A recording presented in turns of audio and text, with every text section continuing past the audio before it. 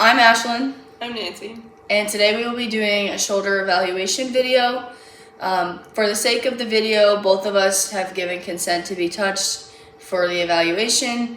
And this evaluation would be completed bilaterally, but for the sake of time, we'll be doing testing on one side only. The first part of the shoulder evaluation is going to be collect a patient history. Per Mr. J's request, we did pick a pathology, and we're going to have it kind of running through the video. So our pathology that we're running with is rotator cuff impingement syndrome. And so I will now begin the collection of patient history. So, Nancy, do you have any previous history of issues with your shoulder? No, but I've noticed some pain during overhead movements in the past couple weeks. Okay. But nothing before that. Okay. And then, have you ever dislocated that shoulder? No. Okay. How about, have you heard any noises? If you have, what do those noises kind of sound like? Sometimes, but not a lot. Just some crunchiness. Crunchiness? Yeah. Okay. All right. Do you swelling or discoloration? Some swelling, but no discoloration. Okay. All right. And then, what kind of pain? Can you describe the pain that you feel? It's like a pinching pain, Okay. usually when I do overhead movements. Okay. And there's a numbness in my arm. Okay. Perfect. I'm going to be doing the bony palpation for the clavicle.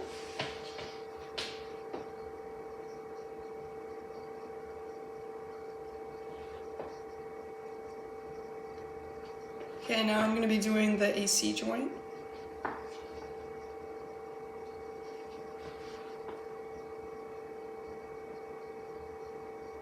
There. And then the scapula. Can you put your arm behind your back for me? Yes.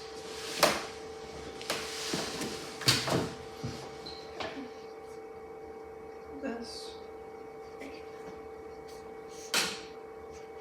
All right. The next part of the bony palpations is going to be the greater tubercle of the humerus.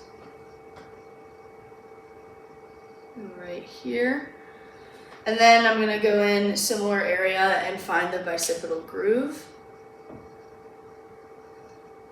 which is right here. And then the last thing that we're going to find is the deltoid tuberosity, which is going to be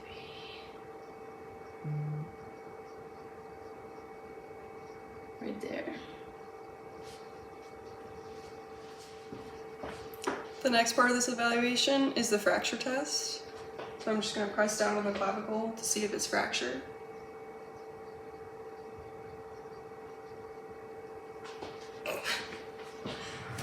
The next part of the evaluation will be range of motion.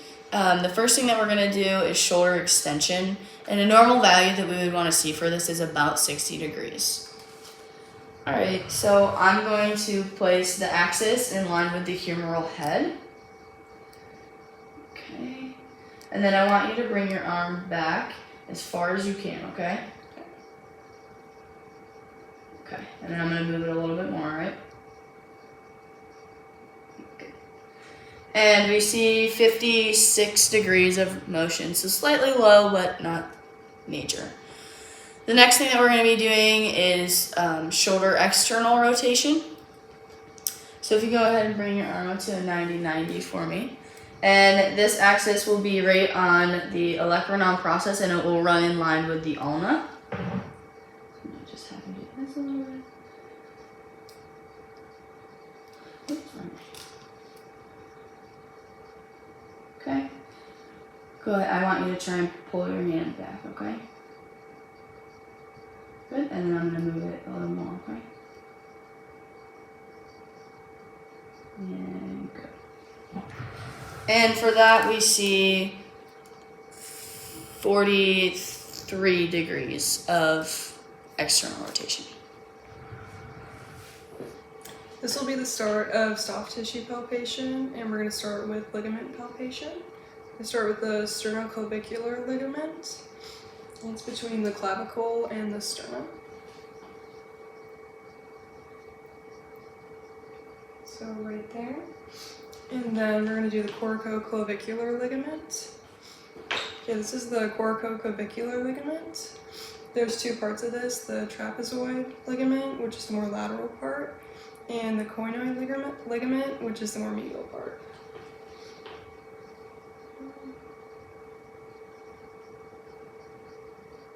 Right there.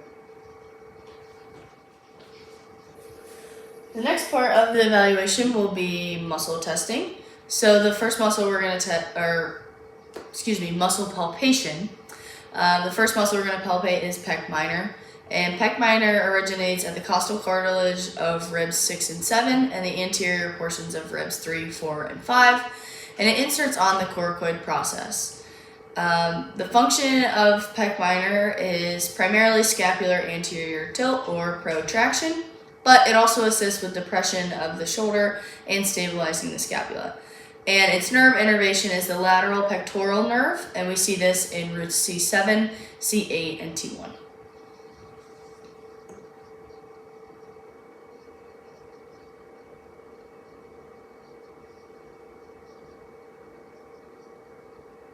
Okay. And then the next muscle that we will be palpating is biceps brachii. And the biceps has two parts. It has a long head and a short head. The long head originates from the supraglenoid tuberosity of the scapula, and the short head originates at the coracoid process of the scapula, and it inserts on the radial tuberosity and the aponeurosis. The primary function of biceps brachii is supination, but the long head assists with flexion, and the short head assists with abduction, and it is innervated by the musculocutaneous nerves on roots C5 and C6.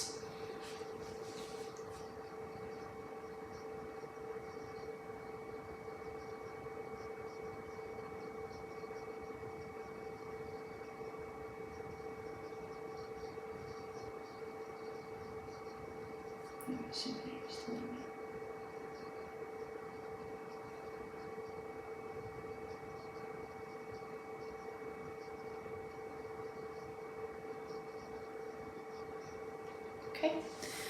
The next muscle that we will be palpating is the anterior head of the deltoid, and this originates on the lateral third of the clavicle, and it inserts on the deltoid tuberosity. Its primary function is flexion, but it assists with abduction, horizontal adduction, and internal rotation, and its innervation is the axillary nerve through roots C5 and C6.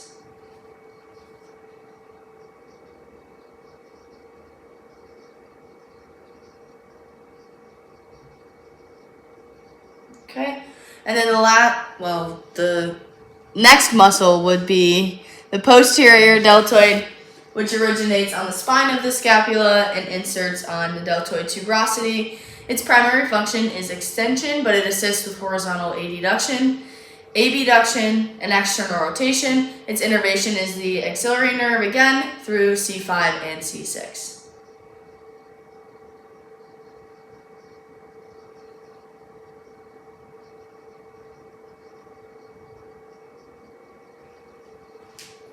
This is the latissimus dorsi.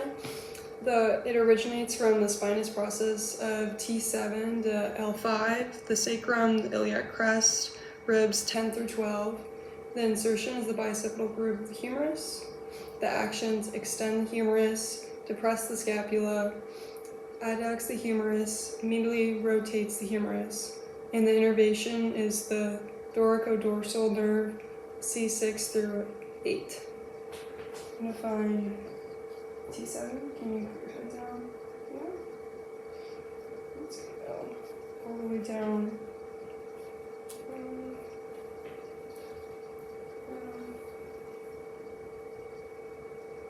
Yeah, it starts right there. Okay, this is the supraspinatus. The origin is the supraspinatus fossa of the scapula. The insertion is the greater tubercle of the humerus. The actions are that it assists the shoulder in abduction, and it assists the stabilization of the glenohumeral joint. And the innervation is the subscapular nerve C5 and C6.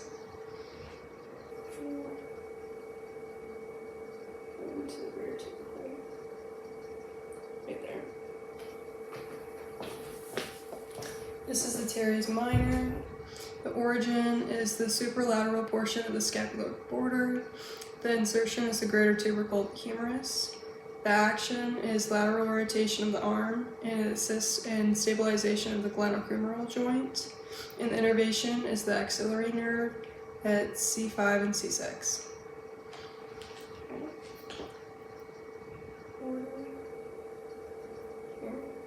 And then the greater tubercle. Right there. Okay, this is the triceps. The origin for the long head is the infraglenoid tubercle. The lateral head is above the radial groove. The medial head is above the radial groove. The insertion is the olecranon process of the ulna. The action is the primary extensor for the forearm and the elbow joint. The long head is extension and abduction of the arm at the shoulder joint. And the innervation is the radial nerve at C6, C7, C8. The long head is innervated by the axillary nerve.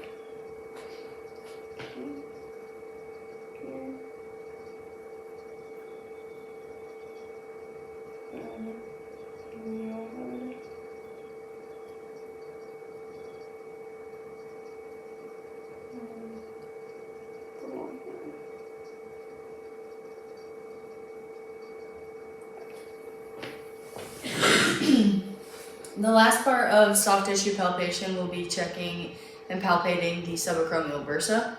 So if you can bring your elbow back a little bit for me. We're gonna go right in here. And then this would cause pain during a test for rotator cuff impingement because this is a potential structure that could be impinged. The next part of the shoulder evaluation will be ligament testing. And so we're going to test the AC joint ligaments. And the first test that we're going to do is the compression test. So I'm going to stabilize the spine of the scapula, and I'm going to put my thumb on the clavicle here, and then I'm going to push my hands together. And I'm looking at the AC joint to see if it's moving at all or if the ligaments do have that endpoint that we're looking for.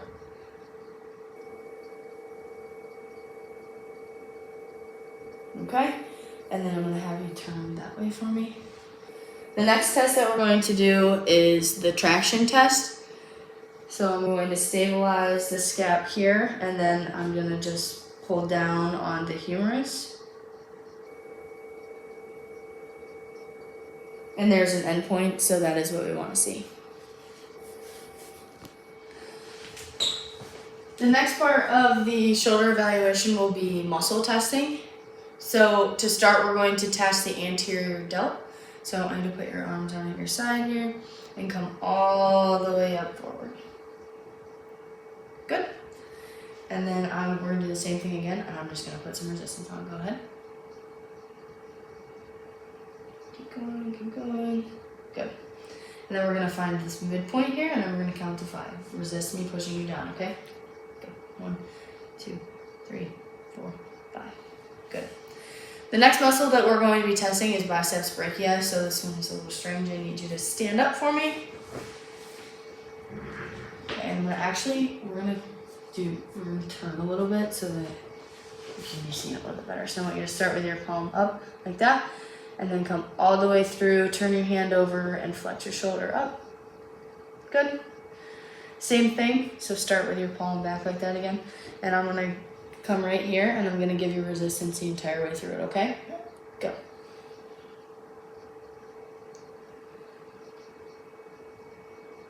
Good. Then we're gonna find a midway point here, and I'm gonna try and push you out and down, and I need you to resist against it, okay? 3, 4, 5. All right, you can go ahead and take a seat again. The next muscle that we're gonna go into is the upper trap. So I need you to just bring your shoulders up towards the ceiling. Good. And then we're gonna do the same thing. I'm gonna put some resistance on them now, okay? Good. And then I'm gonna tip your head to the side, and I'm gonna have you shrug your shoulder, not all the way, but just a little bit, and hold it there while I push them apart, okay? 1, 2, 3, 4, 5. Good. The next muscle that we're going to be testing is the pec major. I'm actually going to come over here. Okay. So, and then I want you to just bring your arm all the way up. Okay, good. Then I'm going to do the same thing here. I'm going to push you back against resistance. Go ahead. Good. We'll find the midpoint here and hold it for 5, okay? 1, 2, 3, 4, 5. Good. Okay, this is the muscle testing for infraspinatus and teres minor. So if she's prone and the forearm is off, can you move your arm forward for me as much as you can? Perfect. And then we're gonna do it with resistance. And go. And we'll stabilize the scapula. Okay, and then we're gonna find a midpoint right there. 1, 2, 3, 4, 5. Perfect. And then the sartorius anterior is you're going to be laying on your back with your scapula off the table. Perfect. And then holding on the other side. And then you're going to punch the ceiling. Yep. And then we're going to do it with resistance. So go. Okay. And then midpoint. Right about there. And okay, and then the trapezius, the middle, you're gonna be prone, and you're gonna move your scapula all the way back. Yep, gonna stabilize, and move your scapula back. Perfect, and then we're gonna do it with resistance. So go. Nice, and then find a midpoint, and 1, 2, 3, 4, 5. Perfect, and then for the lower trapezius, you're gonna bring your arm all the way back. Yep. And then we're gonna do it with resistance. Okay. And go. Perfect. And we're gonna find a midpoint about here. And go. 1, 2, 3, 4, 5. Go. Okay, this is muscle testing for latissimus dorsi. So we're gonna have you go through full range of motion like this. Perfect. And then I'm gonna resist. And you're gonna go through full range of motion. And then we're gonna find a break point for 5 seconds. 1, 2, 3, 4, 5. Great. The next part of the evaluation is special tests. We're gonna start with the Juergens test. This is for long head of the biceps subluxation. And I'm going to try to get you to externally rotate and resist me. Okay.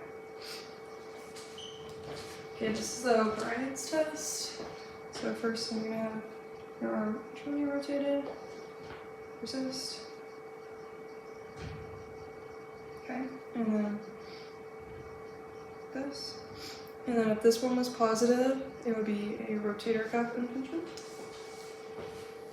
Okay, this is the speeds test, and this is for long head of the biceps tendonitis and possibly a slap lesion. Okay, so you're gonna resist and you're gonna try to go up.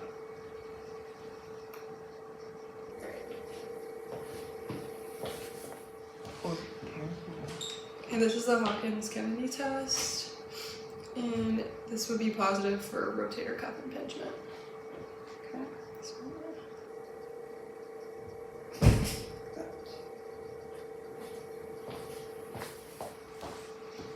this is the Neers test, and this would be for rotator cuff impingement.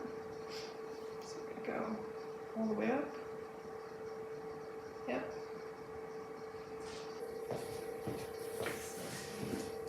This is the supraspinatus test, and if it was positive, it would be for rotator cuff impingement. Okay, so this, and resist up to 30 degrees, and then hold for 5 seconds. 1, 2, 3, 4, 5. Okay, this is the sulcus sign test, and if it was positive, it would be for inferior dislocation. Just gonna pull around the arm and look for a sulcus.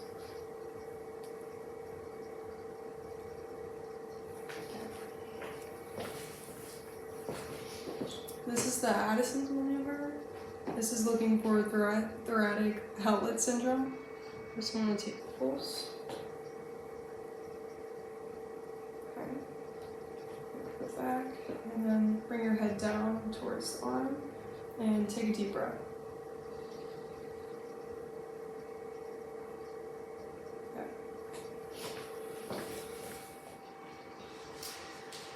The next special test is the Allen's test.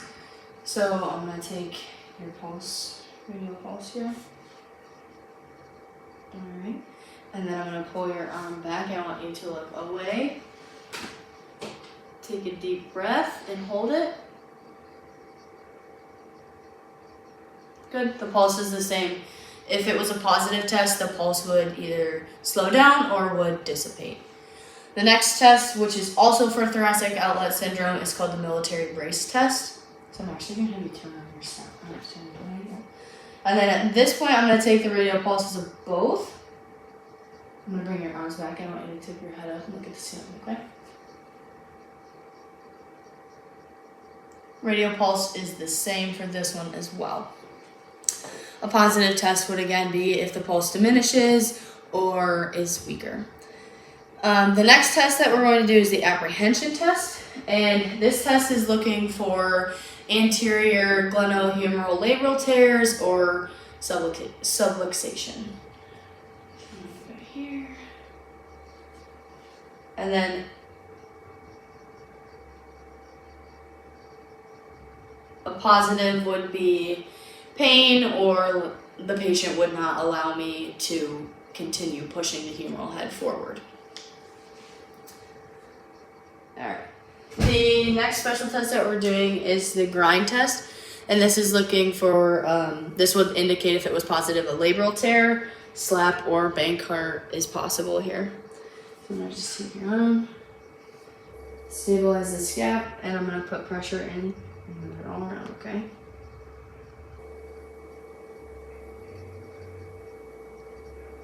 No pain? No. Okay. So the next test that we're going to do is the pec major contracture. So I need you to interlock your fingers and put them up over your head. And her elbows come all the way down to the table, which is what we want to see. If they were not able to and they were lifted a little bit, it would indicate pec major tightness. So the next thing I want you to do is the pec minor contracture. So I need you to put your hands over your chest like this. And then I'm gonna put pressure here, and we're gonna see if it goes to the table. And they do. If this was tight, it could potentially indicate thoracic outlet syndrome because of tightness in the pec minor. The next test is scapular winging. For the sake of making sure that you can see what the test looks like, I'm holding the camera but instructing the patient. So I need you to put your hands in a diamond formation against the wall. Okay, go all the way down like you're doing a push-up and come all the way back up. And we do not see any winging, so that is a negative. And the final special test is the drop arm test. So I'm gonna have you come out to like 30 degrees there, and I'm just gonna, and then a positive would be that she can't do that, and that would indicate a rotator cuff tear.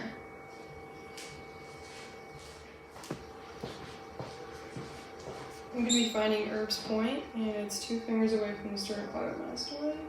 So that runs right here. So Erb's point would be right in there. So that concludes our shoulder evaluation.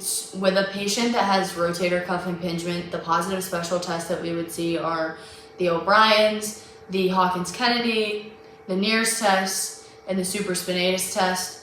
For functional testing and allowing the athlete to return to play or the patient to return back to daily living, we would want to decrease the time that they're spent in this overhead impinged position. And something that we can check to make sure that they're functional for return to play is that they throw a ball without pain, or they can do like the throwing motion without pain.